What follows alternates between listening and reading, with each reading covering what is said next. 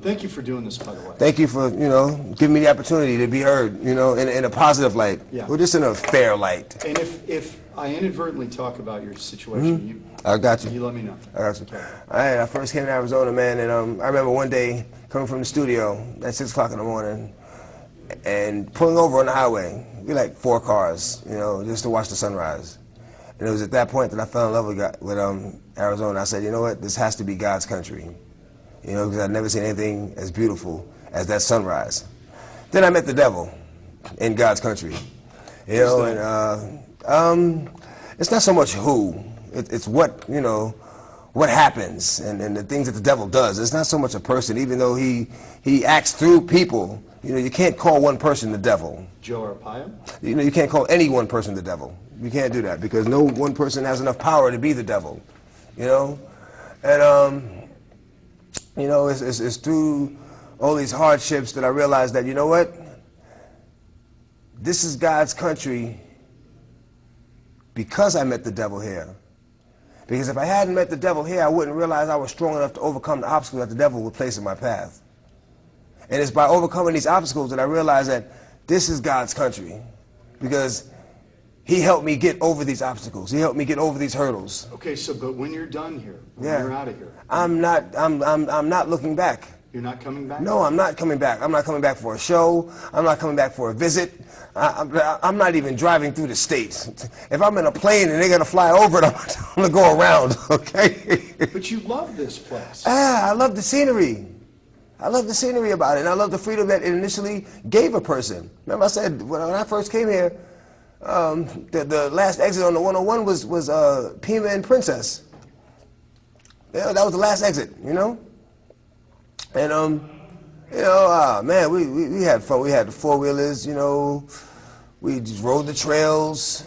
Pretty much the same thing I did when I bought a house out here, but until, things, I don't know. Do you, when you think back on this whole thing, what went wrong in Arizona?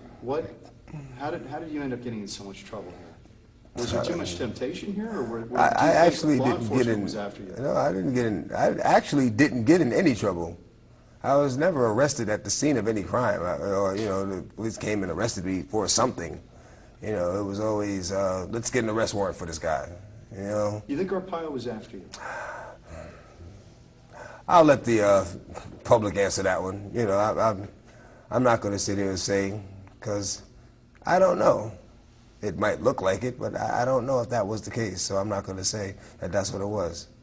But we're all God's children, and I do pray for that man, as I pray for everyone else. Whether I know you or not, I pray for my friends, family, loved ones, and as well as my enemies every night, because we're all God's children. We're all God's children, and we all deserve the same grace. In any way, has this time in here a lot of time to think? Has Yes. that changed X? Yes, it has. It has. It has. It has gotten me closer to my true calling on life, closer to realizing, to actualizing my true calling on life, which is to be a pastor.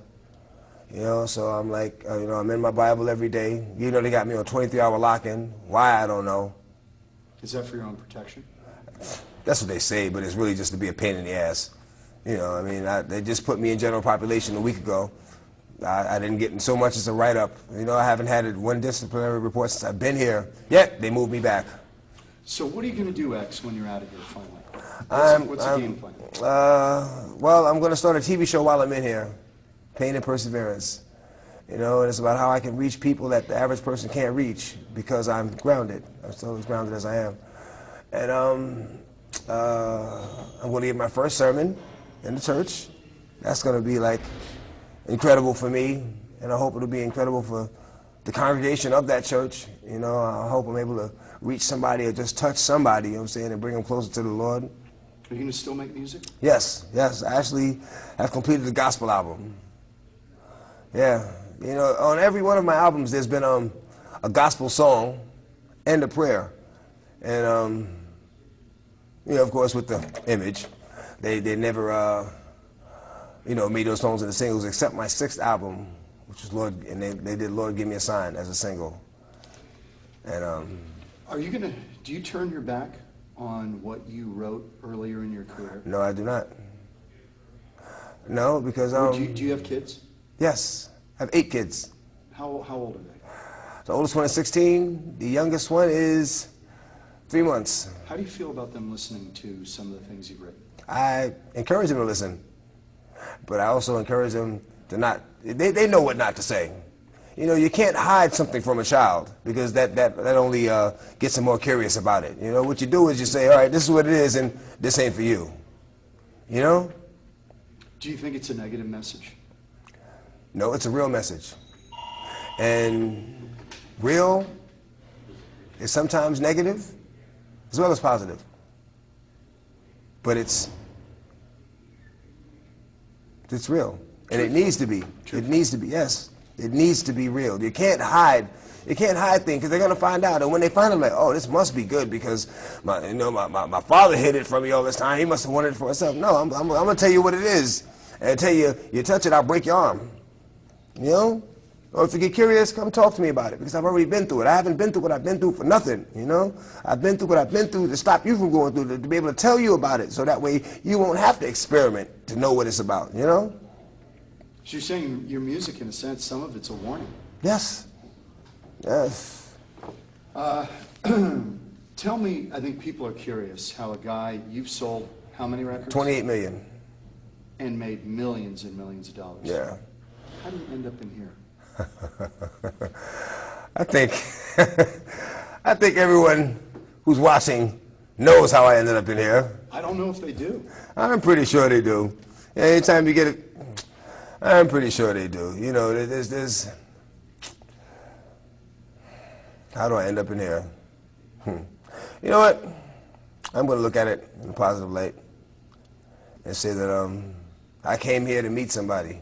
Don't know who it was, but I'll know him when I see him, and I came here to give him a message.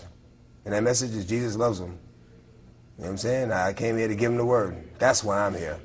Regardless of what it looks like, you know, regardless of what people think, that's why I'm here. I came here to meet somebody and tell them about the glory of God.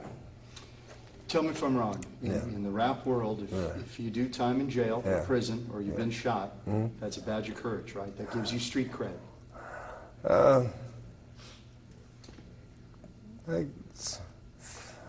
Not really. I mean, I guess in any world, you know, it has people like, ooh, you made it. You know, that's like surviving something that a lot of people didn't survive.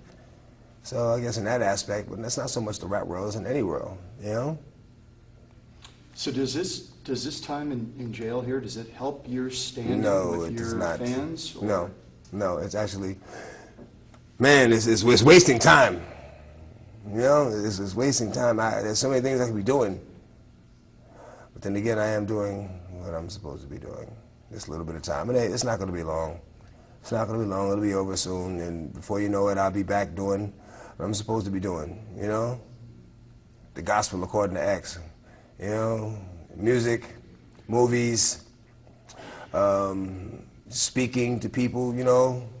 Have you talked to guys in here who don't have the opportunities that you've had and will have when you get out? There are guys in here who really don't have a lot going on. I mean, they've got a tough road ahead when they get out of here. They're not going to have movies, and they're not going to have TV shows. They're not going to sell records. Have I talked to them about what? Have you tried to help them? I give positive advice. I try to get them to look into themselves to see what they're good at, because we all have a talent. So I try to get them to look at themselves, and I try to explain to them, you don't have to do that, because there's no such thing as an old drug dealer. You know, there's no old players. You know, there's no old gangsters. You know, so I give them something to think about. You know, and there's so many other things that you could do, but you know, people do what they want to do, and I'm not their father, so I just tell them, you know, the best thing I can tell them at that particular time, and hope they get into it. You know, but I always tell them that Jesus loves them.